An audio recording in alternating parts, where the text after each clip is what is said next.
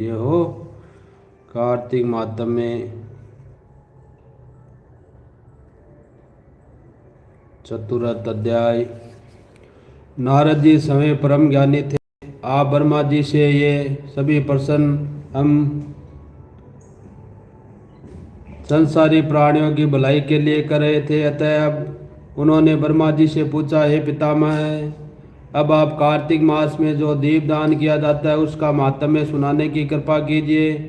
नारद जी का ये प्रश्न सुनकर ब्रह्मा जी बोले, हे पुत्र, दीप चाहे स्वर्ण का हो या चांदी का, तांबे का हो अथवा मिट्टी का, अपनी सामर्थ्य अनुसार और श्रद्धा के अनुसार कार्तिक मास में दान अवश्य करना चाहिए। कार्तिक में दीपदान करने से समस्त पापों का नाश हो जाता है। दीपक भगवान की मूर्ति के आगे, तुलसी के समीप, ब्राह्मण के घर या वन में, वृक्ष के नीचे अथवा गौशाला या धर्मशाला के आले में संध्या को जलाया जाता है। दीपक घी का जलाएं अथवा तेल का, परंतु उसे पूरे मास महीने तक जलाना चाहिए। ब्राह्मण के घर दीपक जलाने से अग्निष्टोम यज्ञ का फल प्राप्त होता है। जो ऊंचे स्थान अथवा स्तंभ पर दीपक जलाते हैं उनके धन की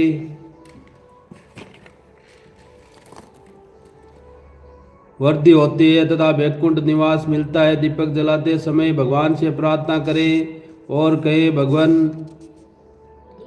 आपके ही निमित्त दीपक जलाता हूँ। कार्तिक मास में मथुरा, माघ में प्रयाग और वैशाख में हरिद्वार में स्नान तथा निवास करे तो ये अत्यधिक उत्तम है। जब सूर्य तुला, मकर अथवा मेष में हो तो उस समय किए जाने वाले नियम, व्रत, पूजा व दान बहुत उत्तम फल देते हैं। इस महीने में किए हुए व्रत, दान व शुभ कर्मों से सब पापों का नाश हो जाता है। जिस प्रकार भगवान भास्कर के उदय होने से अंधकार का नाश हो जाता है और वज्र से पर्वत, गरुड़ के समीप भय से सर्पों का, पवन से मेघ का, ध्यान से दुख का और सिंह से भय से मृगों का नाश हो जाता है, उसी प्रकार श्री मथुरा के दर्शन मात्र से पापों का नाश हो जाता है। कार्तिक मास में स्नान व जागरण, दीपदान, तुलसी सेवन, भगवान के मंदिर में मार्जन, झाड़ू लगाना, गाना, भगवान की कथा सुनना, सुनाना, कीर्तन करना, कराना, ये सब शुभ कार्य हैं। इनके करने से श्रेष्ठ फलों की प्राप्ति होती है। पूर्व जन्म के पापों को नष्ट करने के लिए कुछ न कुछ व्रत, दान, भजन, पूजन आदि करना अति उत्तम है। ब्रह्मा जी के मुख से पूर्व जन्म के पाप शब्द सुनकर नारद जी ने पूछा, हे विधाता, पूर्व जन्म के पाप किस प्रकार जाने जा सकते हैं? ये सुनने की इच्छा है, सो आप कृपा करके सुना दीजिए। ब्रह्मा जी बोले, हे पुत्र, पूर्व जन्म का ब्रह्म हत्यारा, क्षय रोगी और पर स्त्री गमन करने वाला कोटि बनता है। स्वर्ण चोर के नाखून खराब हो जाते हैं तथा मदिरा पीने वाले के दांत खराब हो जाते हैं। इस प्रकार मनुष्य के पूर्व जन्मों के पापों को पहचाना जा सकता है। इस प्रकार के सभी पाप, दान, तपस्या, करच, व्रतादि आदि ये निवारण हो जाते हैं। ब्रह्मा जी ने आगे कहा, हम सब कुछ व्रतादि बतलाते हैं। एक समय भोजन करने से तथा 3 दिन सायकाल और 3 दिन प्रातःकाल भोजन को अतिक्रत व्रत कहते हैं। सायकाल में 12 ग्रास और प्रातःकाल में 26 ग्रास अथवा 24 ग्रास खाने को भी अतिक्रत व्रत कहा गया है। 3 दिन खाए और 3 दिन उपवास करे तो ये भी अतिक्रत व्रत होता है। सायकाल में 1 ग्रास और प्रातःकाल में 1 ग्रास, फिर 2 दिन बगैर मांगा हुआ तथा 3 दिन तक उपवास करे तो ये अतिक्रत व्रत कहलाता है। 21 दिन तक केवल दूध या पानी पीता रहे तो ये करच्छक कृति व्रत कहलाता है। 12 दिन उपवास करना पुराण व्रत तथा कहलाता है। 4 दिन तक खाना, फिर सत्तू खाना या फिर छाछ पीना, इसके पश्चात ब्राह्मण को दक्षिणा देना सौम्य कृत व्रत कहलाता गया है। इसी प्रकार 12 दिन तक उपवास करना द्वादश कृत व्रत कहलाता है। दूल्हा पुरुष का दान करना और गोबर, गोघृत, दूध, दही तथा गुस्सा का जल पीना और दूसरे दिन उपवास करना एक कृत व्रत करत सतपन व्रत कहलाता है। 3 दिन गौमूत्र, 3 दिन गोबर, 3 दिन दही, 3 दिन दूध और फिर 3 दिन तक घी खाने वाले को करत संतपन व्रत होता है। ये समस्त पापों का नाश करने वाला व्रत है। इस प्रकार गुल्लर, कमल, बेल के पत्तों या कुशों का जल प्रतिदिन पीना भी ऊन करत व्रत है। 3 दिन तक उपवास करें, ऊपर लिखी वस्तुओं को पिए और पूर्ण कर्च व्रत होता है। पका हुआ दूध, घी और जल 1 दिन पिए और 1 दिन उपवास करें तो इसे तप्त करच व्रत कहते हैं। जल, दूध और घी पीकर 3 दिन तक पिए और एक समय स्नान करें तो वह भी तप्त करच व्रत होता है। इस प्रकार इसका परिणाम 8 तोला पानी, दूध 12 तोला, घरत 4 तोला होना चाहिए। कार्तिक शुक्ल का चतुर्दशी को भगवान का पूजन करना चाहिए। उस रात्रि को उपवास रखकर और कमर तक जल में खड़े रहकर शिवर भजन करने को जल करच व्रत कहा गया है। जो इस व्रत को करता है वह वैकुंठ को प्राप्त कर लेता है। कार्तिक शुद्ध सप्तमी को घी खाकर फिर एकादशी को उपवास पितामह कर्च व्रत कहा गया है।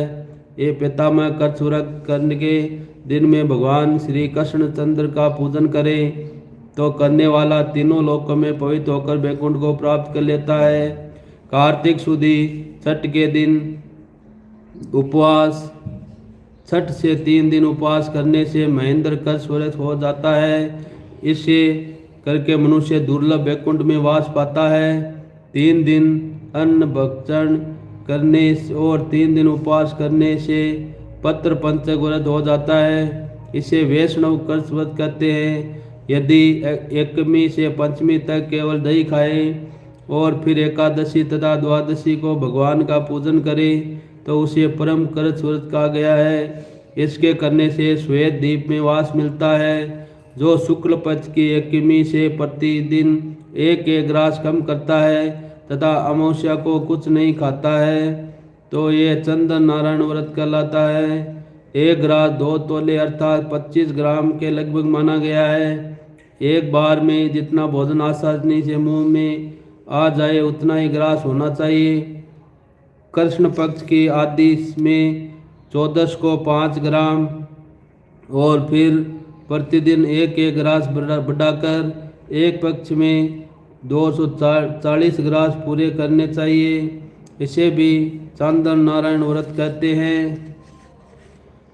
2 सप्ताह गाय के चारों स्तनों का दूध पिए, फिर 7 दिन तक 2 स्तनों का दूध पिए, फिर 6 दिन तक 1 स्तन का दूध पिए, फिर 3 दिन अन्न जल कुछ न लेकर केवल वायु का ही सेवन करने से सोमपान नामक व्रत पूर्ण होता है।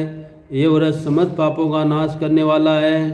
गेहूँ तथा चावल की कांजी, दूध, दही, घी, जल और पंचगव्य तथा निम्नलिखित सब चीज़ें नियम पूर्वक कार्तिक मास में खाने से भी सापत्याय करच व्रत हो जाता है। इस व्रत को करने वाले को भी विष्णु लोक की प्राप्ति होती है जाती है। बेल, पलाश, गुल्लर का काढ़ा और गर्म दूध पीकर एकादशी का व्रत करने वाला द्वादशी को पारण करे तो नीचे वैकुंठ में स्थान प्राप्त करता है। जो व्यक्ति कार्तिक शुद्धि अष्टमी, सप्तमी, अष्टमी, नवमी और दशमी को जल कमल खाए फिर एकादशी को उपवास करे तो ये लक्ष्मी व्रत कहलाता है। इस लक्ष्मी व्रत को करने वाले पर लक्ष्मी जी कृपालु बनी रहती है और अंत में उन्हें भगवान विष्णु के वैकुंठ को लोक में वास मिलता है।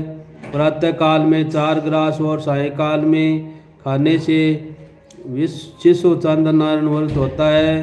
कार्तिक शुद्धि 14 के ब्रह्मकूच व्रत में गौरी का पूजन करना चाहिए। इसकी विधि इस प्रकार है। गौमूत्र, गोबर, दूध, दही, घृत और कुस्सा का जल लेकर इन सबको मिलाकर पंचगव्य बनावें। लाल रंग की गौ का मूत्र, श्वेत गौ का दूध, नीली गौ का दही, काली गौ का घी। यदि किसी वजह से ये सब न मिल सके तो दूसरी तरह का भी पंचगव्य बनाया जा सकता है। मिलाए जाने वाली वस्तुओं की मात्रा इस प्रकार है। गौमूत्र 8 मासा ग्राम या मिलीलीटर, गोबर 19 मासा, दूध 12 मासा, दही 10 मासा, घी 8 मासा और कुशा का जल 4 मासा। गौमूत्र गायत्री मंत्र पढ़कर गंध द्वारा, गोबर से गोबर, पय प्रतिभा से दूध, दधि करावरी मंत्र से दही, तेजोमासी पढ़कर घी और दवेशिति मंत्र पढ़कर कुशा का जल मिलाना चाहिए। इसको कुशा के पत्तों में रखकर विधिवत हवन करें। वेद के इन मंत्रों से आहुति देनी चाहिए। इरावती 1 इरावती, 2 इंद्र विष्णु विक्रमे, 3 सरस्वती, 4 मनसोतक, 5 सवती। इन मंत्रों से आहुति देकर बचा हुआ पंचगव्य पान करना चाहिए। ये पलाश के पात्र में या स्वर्ण अथवा चांदी के पात्र में पान करना चाहिए। एक दिन तथा रात्रि उपवास करें तथा साथ ही भगवान का स्मरण करें। यदि स्त्री व्रत करे तो अपने पति की दीर्घायु की कामना भी करे। आंवला या तुलसी का पूजन करना चाहिए। व्रत समाप्ति के निमित्त ब्राह्मणों को गोदान करना चाहिए।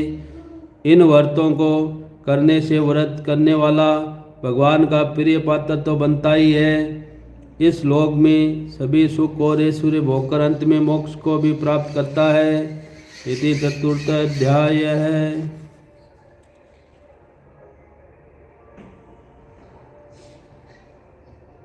पंचम अध्याय कार्तिक तथा अन्य मासों में किए जाने वाले इन पवित्र व्रतों की जानकारी करने के बाद नारद जी के मन में यह जानने की अभिलाषा जागी कि कार्तिक मास के लिए सर्वश्रेष्ठ व्रत कौन सा है। उन्होंने इस बारे में ब्रह्मा जी से पूछा। ब्रह्मा जी ने उत्तर दिया कि हे पुत्र, अब मैं तुम्हें उस परम गोपनीय और अटल सदा फलदायी नक्त व्रत के बारे में बताता हूँ, जो सुख सौभाग्य और मोक्ष के साथ स्त्रियों को अटल सुहाग भी देता है। परम पवित्र और पापनाशक इस नक्त व्रत को विधिपूर्वक करने से सौभाग्यवती स्त्रियां मनोवांछित फल को पाती है। इसलिए यह नक्त व्रत सौभाग्य स्त्रियों को अवश्य करना चाहिए। इस व्रत को इतनी महत्ता सुनकर नारद जी ने इसमें विधि विधान को जानने की अभिलाषा जागते हुई नारद जी की जिज्ञासा शांत करते हुए ब्रह्मा जी ने मुस्कुराकर कहा, वसत, ये अति गोपनीय और देव दुर्लभ व्रत है, परंतु तुम्हारे से सने और लोक कल्याण की भावना से कार्तिक मास में इस विशिष्ट व्रत के बारे में बतलाता हूँ। व्रत करने वाला आश्विन शुक्ल का पूर्णमासी को प्रातःकाल उठकर शौच स्नादि से निवृत्त होकर दंत मंजन आदि करे। इसके बाद 2 नदियों के संगम, नदी, सरोवर, कुंड अथवा कुएं पर या फिर घर में ही स्नान करें। व्रत के एक दिन पहले सिर नहीं धोएं और व्रत वाले दिन विधि पूर्वक स्नान करें और पवित्र भावना से विधाता का स्मरण करें तथा व्रत का संकल्प इस प्रकार करें, हे जगत के रचयिता और कर्ता, आप कृपा करके मेरे पतिदेव की रक्षा तथा मेरी संतान की वृद्धि कीजिए। और फिर सूर्य जाप को नतमस्तक प्रणाम करें। उस दिन सुंदर वस्त्र और आभूषण धारण करें। दिन में भोजन अथवा जलपान कदापि नहीं करना चाहिए। पूरे दिन निराकर रहकर भजन कीर्तन और पूजा में दिन व्यतीत करनी चाहिए। पूजन विधि के बारे में ब्रह्मा जी ने कहा कि सायंकाल में ब्रह्मा जी की चांदी के पात्र में दूध डालकर पूजा करनी चाहिए। सोना, चांदी, तांबा अथवा मिट्टी की ब्रह्मा की प्रतिमा बनाएं, उसको लाल वस्त्र पहनाएं और विधिपूर्वक पूजन करें। चांदी के पात्र में रखे हुए दूध को सोने की मंथनी से मते तथा यह प्रार्थना करें कि हे ब्रह्मा जी, मुझे भोग आदि से के लिए गौ प्रदान करने मेरी समस्ती संपत्ति की वृद्धि करिए। मेरे पतिदेव को धन दाने से युक्त और चिरायु कीजिए तथा बहुत से दासियां प्रदान कीजिए। इसके पश्चात ब्राह्मण को भोजन कराए और अपने कुल के वर्धों और वर्जनों को बहुत स्वादिष्ट पकवान खिलाकर उनकी आत्मा को तृप्त करे। फिर तारों को देखकर स्वयं भी भोजन करें। ये आश्विन शुक्ल पूर्णमासी को किए जाने वाला नक्त व्रत है। ये सब प्रकार के पापों का नाश करने वाला, समस्त कामनाओं को पूर्ण करने वाला तथा ज्ञानी पुरुषों को मुक्ति देने वाला है। भगवान जप तप तथा तीर्थ स्नान से उतने प्रसन्न होते जितने इस व्रत से होते हैं। जो ब्रह्मा जी के आगे ये दिन कपूर जलाता है उसको बड़े वर्षों और गौ के दान का फल मिलता है तथा उसके कई कुल वैकुंठ में वास करते हैं। जो केसर या कस्तूरी सहित कपूर अर्पण करता है उसको कई वंश ब्रह्मलोक को प्राप्त होते हैं। जो स्त्रियां ये दिन वस्त्र दान करती है वह कपड़े के सूत्रों की लड़ियों के बराबर करोड़ों वर्ष वैकुंठ के वास पाती है। जो गहने दान करती है उसको ब्रह्मलोक की प्राप्ति होती है। जो स्त्री हृदय में ब्रह्मा जी का नाम लेती है और मस्तक पर निर्माल्य धारण करती है वह सदैव सौभाग्यवती और पतिव्रता बनी रहती है। इस व्रतधारी को अश्विनी शुक्ल का पूर्णमासी को स्नान पूजन कर ब्राह्मणों को भोजन तथा वर्जनों का पूजन करना चाहिए। सायंकाल ब्रह्मा जी का पूजन कर प्रार्थना करें, हे ब्रह्म विधाता, ये व्रत मैंने आपके निमित्त किया है, अतः इसमें किसी प्रकार की कोई कमी हो तो उसको आप समय पूरी कर लीजिए। ब्रह्मा जी ने यह भी कहा कि इस व्रत को करने की तो बात ही क्या, जो इस कथा को पढ़ता है उसके भी अश्वमेध यज्ञ का फल मिलता है। इति पंचम अध्याय। जय श्री राधे कृष्णा।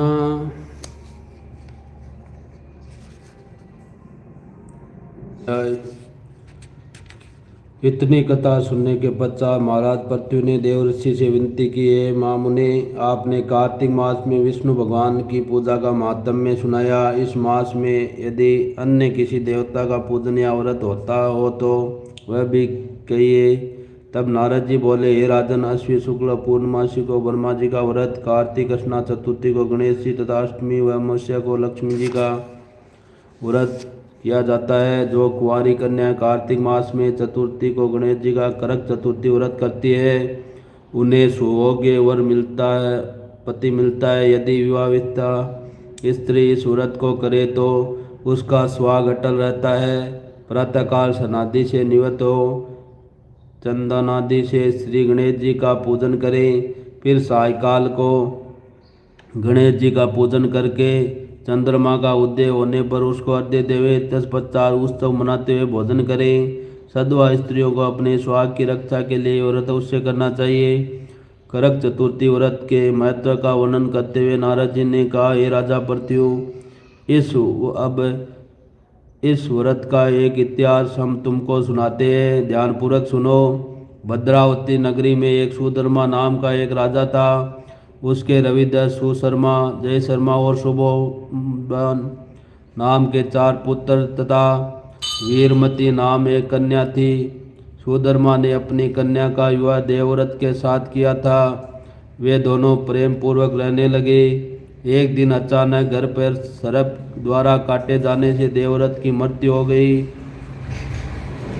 ये देखते ही वीरमती जोर जोर से रोने लगी, चिल्लाने लगी। आवाज़ सुनकर उसके माता पिता, चारों भाई तथा पूर्ववासी भी वहां पर आ गए और देवव्रत को मरा हुआ देखकर समस्त नगर दुख के सागर में डूब गया। उसी समय दुखों को दूर करने वाले महर्षि पुलस्त्य मुनि अचानक वहां आ गए।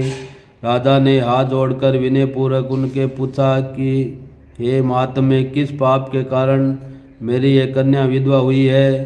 पुलस्त्य मुनि ने बतलाया कि कार्तिक मास के कृष्ण पक्ष की गणेश चतुर्थी का व्रत न करने के कारण ही ये कन्या वैधव्य को प्राप्त हुई है। फिर पुलस्त्य मुनि ने कहा, एक समय दैत्यों के नाश का उपाय खोजने के लिए ब्रह्मा, विष्णु, महेश तथा इंद्रादि सब देवता एकत्रित हुए। उस समय ब्रह्मा जी ने कहा कि गणेश चतुर्थी का व्रत संपूर्ण विपत्तियों का नाश करने वाला है। तब सब देवताओं ने कार्तिक कृष्णा चतुर्थी को व्रत किया, जिससे दैत्यों पर विजय प्राप्त हुई। विजय होने के बाद समस्त देवताओं ने गणेश जी से कहा कि वर मांगो। तब गणेश जी ने कहा कि जो स्त्री कार्तिक कृष्णा चतुर्थी को व्रत करे उसका पति चिरंजीवी तथा जो न करे वह विवाहिता हो, विधवा हो। अतः समस्त स्त्रियों को यह व्रत अवश्य करना चाहिए।